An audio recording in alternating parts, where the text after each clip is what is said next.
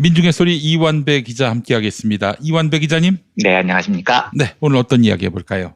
예, 오늘은 종교 제국주의라는 주제로 이야기를 나눠보겠습니다. 네.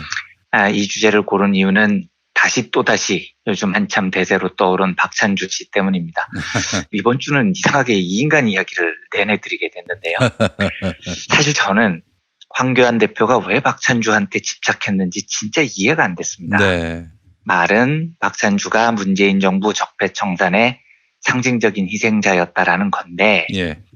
아니, 문재인 정부가 척결을 했던 적폐가 한둘도 아니고 찾아보면 무지하게 많을 텐데 그 많은 적폐 중에 왜 이런 꼰대를 영입 1호로 모시려고 했는지 알 수가 없었던 겁니다. 그런데 화요일 뉴스를 보니까 이런 기사가 있습니다. 박찬주 폭탄 맞은 황, 공정 중시 흐름 국민 눈높이 못 읽은 패착이라는 제목의 서울신문 기사인데요. 한 대목을 읽어보겠습니다. 일각에서는 독실한 기독교 신자인 황 대표가 같은 기독교도라서 박 전 대표를 영입하려 했다는 이야기도 나온다. 대한신당 박지원 의원은 지난달 31일 박 전 대장이 굉장히 기독교 신앙이 깊으며 군인도 기독교 정신으로 하겠다는 분이라 황 대표하고 축이 맞은 듯하다고 했다. 실제 전광훈 목사는 한국당이 박 전 대장을 1차 영입 명단에서 제외하자 한국당을 비난하는 성명을 발표했다. 정치권 관계자는 박 전 대장뿐 아니라 이번에 영입된 인사의 상당수가 기독교인이라는 얘기도 있다고 했다. 박 전 대장의 설명에 따르면 황 대표는 지난 5월 직접 박 전 대장을 만나 영입 인사를 밝혔고 재판이 중지되자 이제 재판은 변호사들에게 맡기고 바로 당에 함께하자는 취지로 영입을 서둘렀다고 한다. 황 대표는 박 전 대장 영입 소식이 알려진 직후 여론의 비판이 쏟아졌을 때도 아주 귀한 분이라며 박 전 대장을 깍듯이 지켜세운 바 있다. 이 대목을 읽고 왜 황교안 대표가 박찬주한테 집착했는지 완전히 이해가 됐습니다. 왜냐하면 제가 하필이면 한 2주 전쯤에 이런 이야기를 들었습니다. 그 법조 기자를 아주 오래 한 선배로부터 한 달이 걸러서 들은 이야기인데요. 후배들이 그 선배한테 물었다는 거예요. 선배, 전통적으로 고건이나 반기문 씨처럼 관료만 하던 사람들은 대선이라는 혹독한 검증을 거의 못 견뎌내잖아요. 황교안 씨도 못 견뎌내겠죠? 라고 물어봤대요. 네. 그런데 그 선배 말이 아니 황교안은 끝까지 갈걸? 이러면서 설명해 주는 게 법조 때 본 황교안 검사의 성향이 기독교 왕국 건설에 매우 강한 소신이 있는 사람이었다는 겁니다. 그래서 그 선배 말은 지금쯤 황교안 대표는 내가 대통령이 되는 게 하나님의 뜻이고 그래서 대한민국을 하나님의 나라로 만들어야 한다. 이 사명에 가득 찼을 가능성이 높다는 겁니다. 종교적 사명감이 있는 사람은 절대 포기를 안 하거든요. 이 추측이 사실이라면 이제부터는 정말 위험해집니다. 이걸 제국주의를 다루는 학문 쪽에서는 종교 제국주의, 더 정확히 말하면 기독교 제국주의라고 부르는데요. 김 PD님께서 조금 불편하실지도 모르겠습니다. 별 말씀도 하세요. 네. 예. 실제로 이런 용어가 있습니다. 예. 종교를 앞세워서 뭘 하는 나라들은 역사적으로 보면 약이 없습니다. 치료가 불가능한 불치병에 가까워요. 왜냐하면 아무리 도덕적으로 네가 지금 하는 짓이 나쁜 짓이다 말을 해줘도 인륜, 도덕, 가치, 정의를 아무리 설명해줘도 이건 다 신의 뜻이다. 이 한마디로 다 깔아뭉갤 수 있기 때문입니다. 실제 종교 제국주의, 특히 기독교 제국주의는 역사적으로 매우 악랄한데요. 사건 하나하나의 원인을 보면 진짜 헛웃음이 나오는 황당한 경우가 너무 많습니다. 아니, 도대체 저 따위 이유로 사람을 저렇게 많이 죽여? 이런 비상식적인 일이 너무 많이 벌어집니다. 예가 수만 가지지만 하나만 들어보죠. 유럽인들이 15세기 초부터 17세기 초까지 아프리카, 아시아, 아메리카로 진출하면서 식민지 침탈에 아주 강하게 드라이브를 걸었을 때가 있습니다. 이때를 유럽인들은 지리상의 발견이라고 하고요. 네. 아메리카를 신대륙이라고 부르면서 발견했다고 주장을 하죠. 근데 이것도 진짜 웃긴 이야기죠. 신대륙을 발견했다니 이게 무슨 소리입니까? 아니, 그 사람이 살고 있는데. 그러니까요. 아메리카가 바닷속에 숨었다가 갑자기 솟아나온 게 아니잖아요. 그게 왜 신대륙이냐고요. 지들이 처음 봤다고 다 신대륙입니까? 발견은 또 뭡니까? 지금 김 PD님 말씀해 주셨던 대로 수백만 년 전부터 그 대륙에서 원주민들이 얼마나 많이 살고 있었는데요. 그러니까 이런 단어들조차 다들 유럽 백인 중심의 엉망진창 사고방식인 건데 아무튼 이 대항해 시대라고 부르는 유럽인들의 바다 넘어 진출을 먼저 주도한 인물이 포르투갈의 왕자 에니크라는 사람입니다. 이 사람이 아프리카로 진출을 하면서 숱한 아프리카 나라들을 식민지로 만들고요. 노예 무역도 그때부터 시작이 됩니다. 뭐 엄청난 살상도 있었죠. 그런데 그걸 한 이유가 뭔지 아십니까? 웃긴 게 당시 유럽인들이 아시아나 아프리카 어디쯤에 유토피아에 가까운 기독교 왕국이 존재한다 이런 신화를 믿었습니다. 예, 그 유토피아 기독교 왕국을 다스리는 왕 이름이 사제왕 요한이라는 사람입니다. 사제왕 요한은 예수님의 탄생을 목격했던 동방박사 세 사람 중에 한 명의 후손입니다. 다 신화입니다. 예.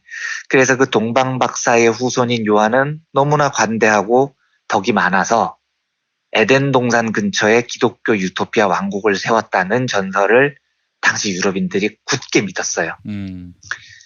자, 이제 벌써 황당하잖아요. 이게 성경에 기록이 있는 것도 아니고 이건 그야말로 서해 한가운데 보물섬이 묻혀있다 뭐 이런 보물지도 수준의 전설인데 유럽인들은 이걸 진지하게 믿습니다. 원래는 이 유토피아 위치를 몽골 어디쯤이라고 생각을 했대요. 그런데 몽골 제국이 14세기쯤에 망하잖아요. 네. 그럼 이제 몽골은 아니고 어디가 에덴 동산이 있을까 고민을 하다가 찍은 곳이 아프리카 에티오피아입니다. 근거는 없습니다. 그냥 그 근처가 에덴 동산이고 사제왕 요한이 다스릴 거야. 뭐 이런 이야기가 퍼진 겁니다. 그런데 항해왕으로 불렸던 에니크 왕자가 독실한 기독교 신자였는데요. 네. 이 인간이 명분을 뭘로 내세우냐면 사제왕 요한을 만나서 함께 연대해서 아프리카에 만연한 이교도를 물리치겠다. 이 명분으로 아프리카를 침공했던 겁니다. 에니크가 이끈 부대 이름이 그리스도 기사단이었고요. 그 결과 평화롭게 살던 아프리카가 쑥대밭이 돼버리고 인간을 노예로 사고 파는 처참한 노예시장의 역사가 시작이 됩니다. 황당하지 않습니까? 네. 정말. 인류 역사에서 전쟁이 일어날 수 있어요. 있는데 그 이유가 전설 속의 동방박사 후손과 연대하기 위해서. 이건 뭐 빠가사리도 아니고 진짜 웃기는 거죠. 네. 우리 인간이 이성이라는 것을 가지고 있다면 당시에도 분명히 이건 이상하다고 생각한 사람이 있었을 겁니다.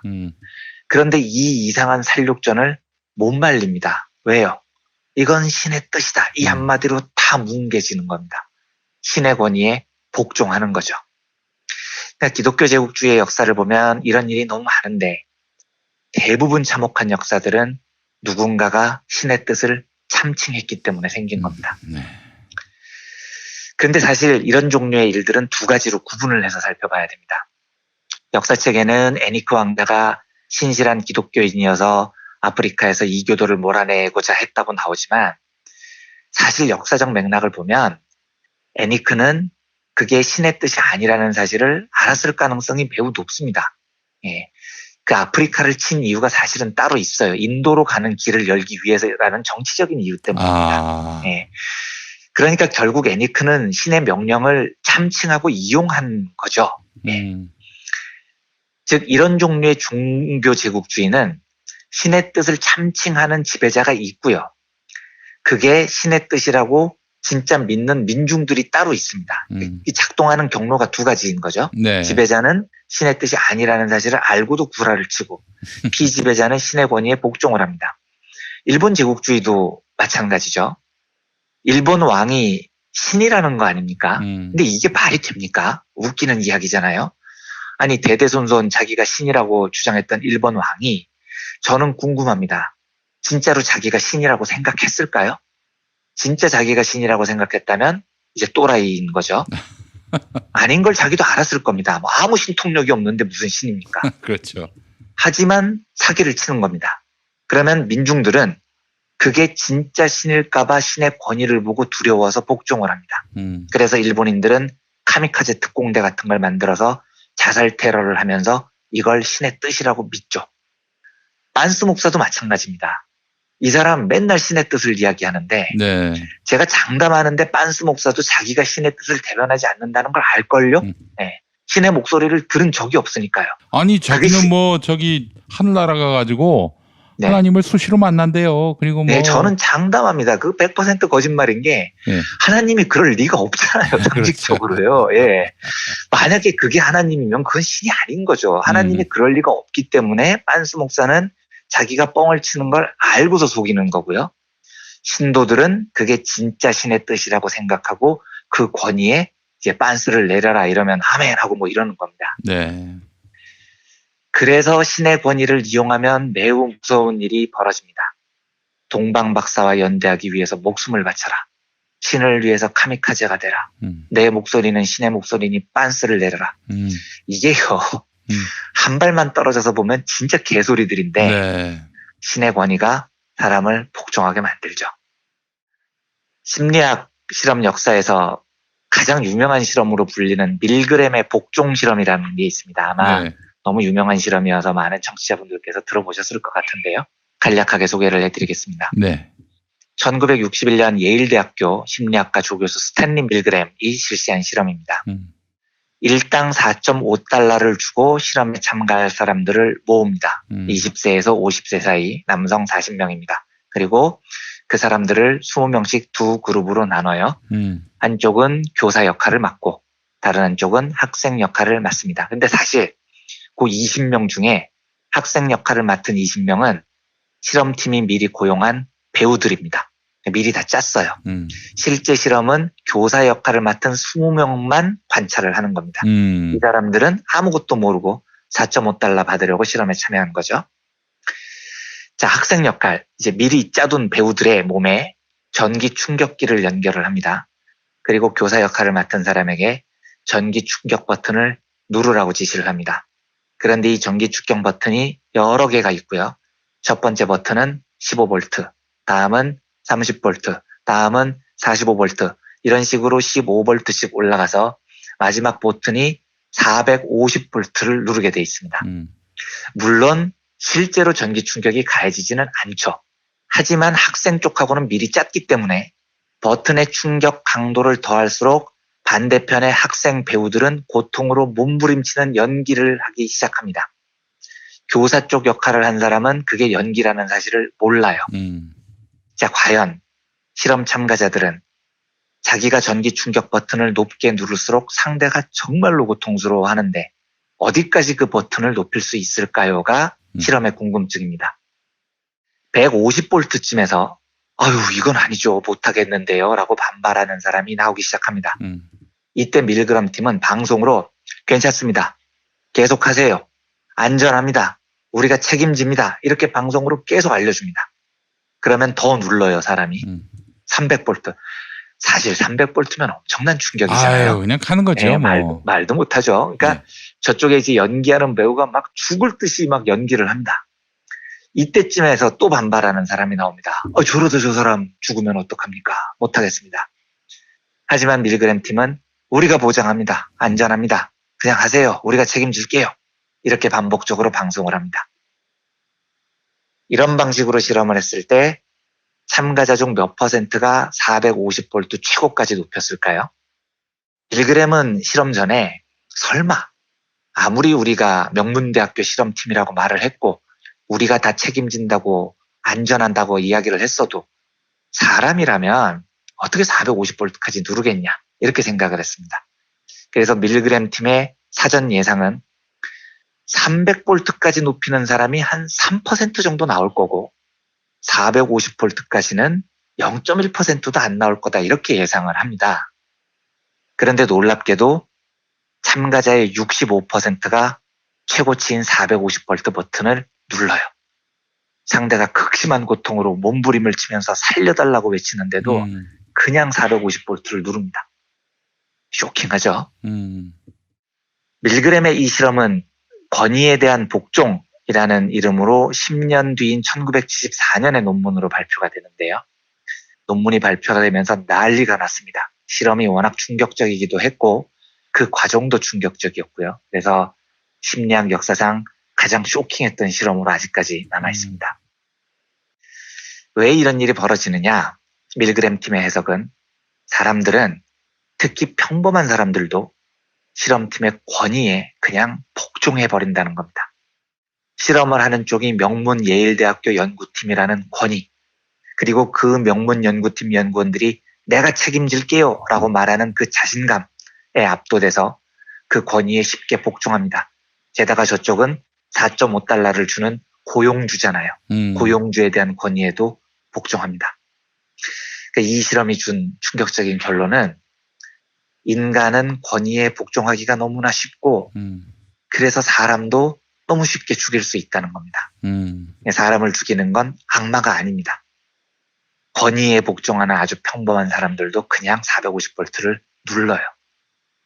그런데 생각을 해보십시오. 고작 명문대라는 예일대학교 실험팀이라는 권위가 뭐 대단한 권위가 아니잖아요. 나한테 4.5달러를 고작 일당으로 주는 고용주라는 권위도 대단한 권위가 아니잖아요. 네. 그런데도 사람들은 그 권위에 복종을 합니다. 그런데 누군가가 신의 명령이다, 이런 신의 권위를 참칭하면 얼마나 끔찍한 일이 벌어지겠습니까? 네. 카미카제 특공대가 나오고 테러리스트들이 나오고 동방박사 후손과 연대해서 아프리카 민중들을 학살하는 이런 황당한 일이 벌어지는 겁니다. 제가 보통은 자유한국당 지지자들이 뭔 짓을 하건 그냥 픽 웃고 넘어가는 편인데 네. 황교안 씨가 기독교 근본주의자고 한국의 기독교 왕국을 세우고 싶어 한다는 한 선배 기자의 이야기를 듣고, 그리고 박찬주 같은 말도 안 되는 개꼰대를 그렇게 공들여서 영입하고 싶어 했다는 사실을 보면서 야, 이게 진짜 장난이 아닐 수도 있구나 싶은 심정이었습니다. 네.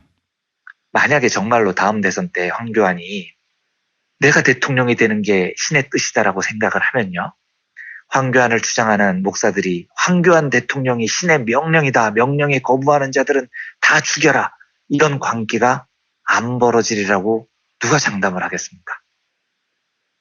그걸 사실은 대통령 후보가 제어를 해야 멈춰주는데, 만약에 황교안 대표가 진짜 그런 생각을 갖고 있으면 다음 대선 혹은 뭐 다음 선거는 진짜 진보와 보수 이런 싸움이 아니고요, 이성과 반이성의 처절한 싸움을 해야 될지도 모릅니다. 신의 뜻이라면서 동방박사 찾으러 다른 나라 침략하자, 이 우리나라에서도 벌어질 수 있는 일이에요. 네. 신의 뜻이라면서 빨갱이들 처단하자, 이러지 말라는 법이 어디 있냐고요. 아니 뭐 당장 네. 빤스 같은 경우는요. 네. 문재인 목 따자 이런 얘기를 한다 하니까요. 그렇죠. 예. 네. 근데 이제 지금까지는 빤스 목사의 이야기인데 이게 황교안이라는 거물급 정치인과 철학이 정말로 맞닿아 있다면 이건 이제 진짜 무시무시한 일이 벌어지는 겁니다. 우리 생각에 에이 설마 씨 그런 미친 소리를 누가 믿어? 아닙니다, 여러분. 역사적으로 벌어진 종교제국주의는 다 그렇게 정치가 신의 뜻을 참칭하면서 벌어졌던 겁니다. 저는 그래서 박찬주와 황교안의 기독교 고리를 보면서 진짜 섬뜩했습니다. 모처럼요. 지금까지는 비아냥거리면서 싸웠는데 앞으로는 모든 것을 걸고 싸워야 될지도 모르겠습니다. 청취자 여러분들께 감히 한 가지 주제 넘게 부탁드리는데 요만 한 대목은 꼭 기억해 주셨으면 합니다. 제국주의의 역사를 보면 신의 뜻을 참칭했던 종교의 권위는 우리가 상상도 못했던 참혹한 일들을 많이 만들어냈습니다.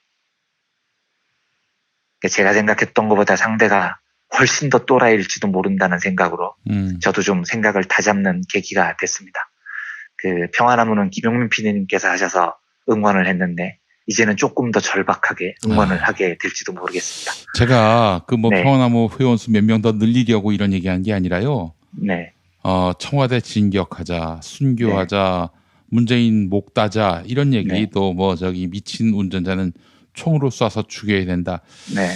이런 얘기를 다들 아유 저 인간 저 네. 또 개소리 한다 이렇게 생각하는데 네. 가볍게 볼 문제가 아니라니까요. 제가 만나는 사람마다 이렇게 그럼 저보다 이야기하고 훨씬 빨리 알고 계셨던 거예요. 저는 이번에 알았습니다. 이번에요. 예. 이게 진짜 장난이 아니라. 만나는 사람마다 얘기하고요. 그래서 문화체육관광부로부터 네. 저 한국교회를 대표한다는 저 한기총 대표회장 직함 네. 저거 일단 네. 뭐 이 무위로 만들어야 한다 해서 한기총 네. 해산 청원을 했는데 네. 문화체육관광부 종무과가 뭐 그런 일이 있겠나 하면서 네. 두 번째 스킵을 해버렸어요. 아닙니다. 미치고 환장할 일입니까 이게? 예, 제가 말씀드렸듯이 큰 사고라도 한번 나면은 지들이 책임질 겁니까? 네, 제가 말씀드렸듯이 정치가 신의 뜻을 참칭하기 시작하면 상상도 못하는 일들이 역사적으로 벌어졌다니까요. 신의 뜻이라는 권위가 그렇게 무서운 겁니다. 잘해 주셔야 됩니다. 예. 네. 저는 참 뒤늦게 이번에 그 황교안 씨의 그 기독교 근본주의 사상과 연결해서 이 섬뜩한 기분이 들었는데요. 그러니까 김 PD님께서는 이걸 훨씬 오래전부터 절감을 하시고 평화나무를 만드시고 이런 거였었던 거군요. 예, 네. 지금 사실 미국 기독교가 한국의 교회의 기반이었거든요. 네.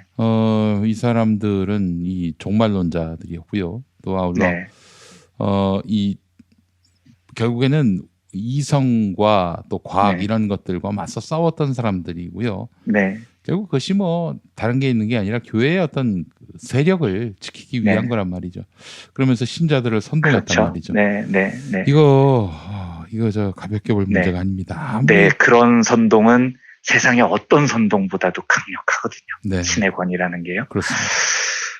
참 바야흐로 이성의 시대가 열린 지 벌써 300년이 지나가는데 인간의 이성 중에 반이성, 비이성들이 신의 권위를 참칭을 해서 인류 사회를 증오의 늪으로 빠뜨리는 그 참혹한 일이 대한민국에서 벌어질지도 모른다는 공포가 듭니다. 그렇죠?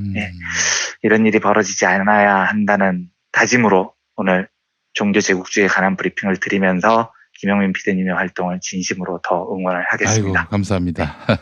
네. 고맙습니다. 자, 이한배 기자님, 저희는 다음 주 화요일에 뵙도록 하겠습니다. 네, 감사합니다.